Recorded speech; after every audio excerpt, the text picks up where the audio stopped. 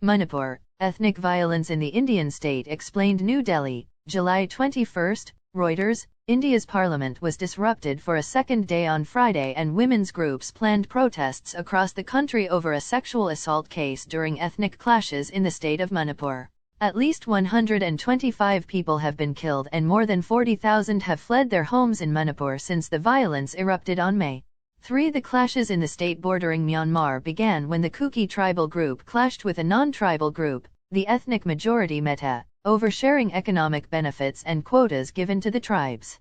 The trouble was quelled after New Delhi rushed thousands of paramilitary and army troops to the state of 3.2 million people.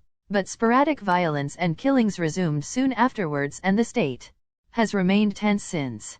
Videos showing women being molested in May surfaced this week and sparked national outrage. How did the Manipur violence begin? On May 3, members of the Kuki and Naga tribes, who inhabit Manipur's hills and are regarded as scheduled tribes, or India's most disadvantaged groups, launched a protest against the possible extension of their benefits to the dominant Meiteis. The Meitei have sought special benefits for more than a decade, but received a fillip in April after the Manipur High Court recommended the government should consider the demand and set a deadline of mid-May. Meiteis account for half of Manipur's population and extending limited affirmative action quotas to them would mean they would get a share in education and government jobs reserved for Kukis and Nagas. Meiteis have traditionally lived in Manipur's more prosperous valley region that makes up 10% of the state's area. They have also had better access to employment and economic opportunities. Nagas and Kukis live in the poorly developed hills.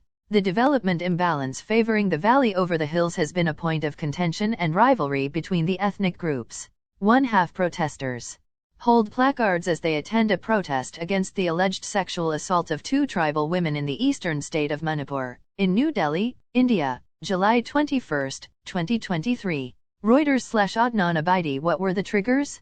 The groups coexisted peacefully until unrelated events in recent months exposed old fault lines. Manipur shares a nearly 400 kilometers (250-mile) border with Myanmar, and the coup there in 2021 pushed thousands of refugees into the Indian state. Kukis share ethnic lineage with Myanmar's Chin tribe, and Meiteis feared they would be outnumbered by the arrival of the refugees.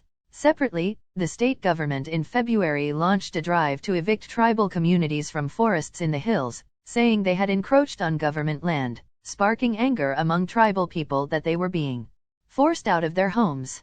It has been building up for a long time, in some ways unseen and some ways quite openly, but the government was not paying attention, said Pradeep Fanjobam, editor of the Imphal Review of Arts and Politics. Why is peace yet to return?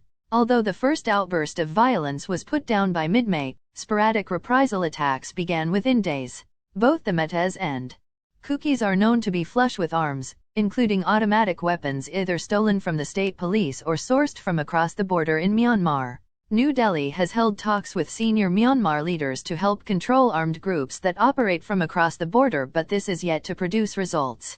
Kuki and Meitei groups also refused to join a peace panel formed by the federal government due to differences over names included in the panel. The Indian Army and federal paramilitary forces in the state cannot act independently and are legally bound to work with state police and authorities, who analysts say are also divided along ethnic lines. Also, Kukis accused the Bharatiya Janata Party-ruled state government's chief minister Biren Singh, a Meitei, of complicity and inaction, and have sought his removal. Singh denies the